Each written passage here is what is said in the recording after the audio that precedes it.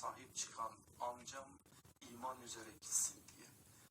Resulullah'ın bu çırpınışı sadece amcaya ait bir çırpınış değil. Mesela onun tebliğ konusundaki hassasiyetini çok iyi biliyoruz.